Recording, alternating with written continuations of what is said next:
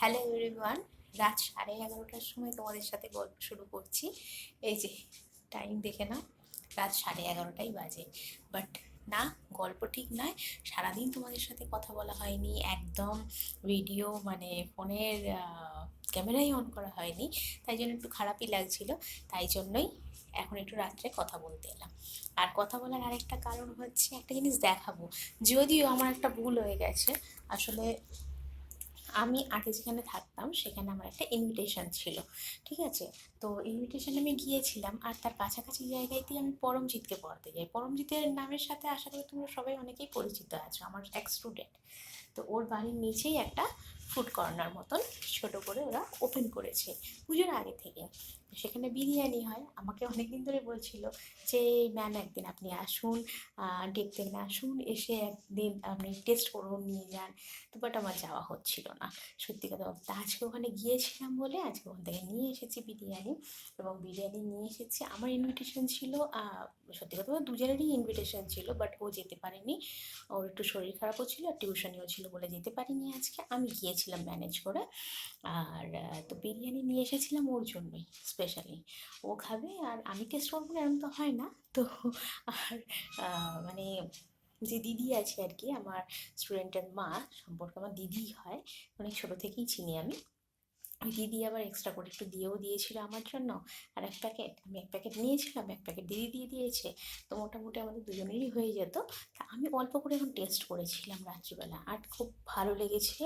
কে chicken biryani নিয়ে এসেছিলাম, আলুটা দুর্দান্ত টেস্ট ছিল এবং দারুণ ছিল সব কটাই। তো যাই হোক, দোকানের তো মানে কি বলবো, আমি তো যাই না, আজকেই ফার্স্ট টাইম গিয়েছি, ট্রাই করেছি, ভালো লেগেছে।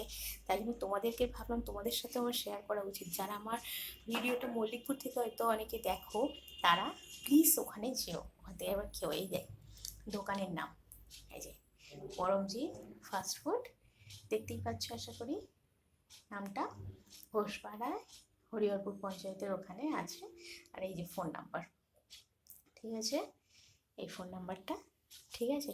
তোমাদের যদি কারোর মনে হয় যে তোমরা কোনো অনুষ্ঠানেতে অর্ডার দেবে বা মানে বিরিয়ানি নিয়ে এসে তোমরা টেস্ট করে দেখবে কেমন, আমি তো বলবো একবার অবশ্যই ট্রাই করো। হ্যাঁ, আমি এটা অবশ্যই বলবো যে মানে দোকানের মতন উগ্র গন্ধওয়ালা এসেন্স দেওয়া জিনিসটা নয়, একদম ঘরোয়া টেস্টে কিন্তু খুব ভালো লাগবে। আমার ভালো লেগেছে, আমার হাজব্যান্ডেরও ভালো লেগেছে, আশা করি তোমাদেরও ভালো লাগবে। একবার ট্রাই করে কিন্তু দেখো। আর ঘরোয়া টেস্টে খুব ভালো লাগবে।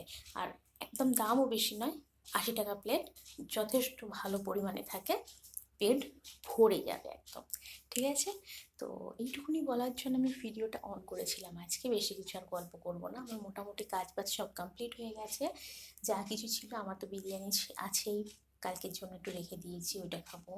আবার টুকটাক তরি তরকারি যা ছিল সেগুলো ফ্রিজেতে তুলে, টুকটাক বাসনপত্র যা পড়েছিল সেগুলো মেজে নিয়ে এইবার জল ভরবো, বিছানা করব শোয়ার জন্য।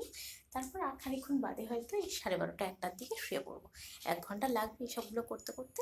তারপর একটু ফোন টোন দেখতে দেখতে ঘুমিয়ে পড়বো।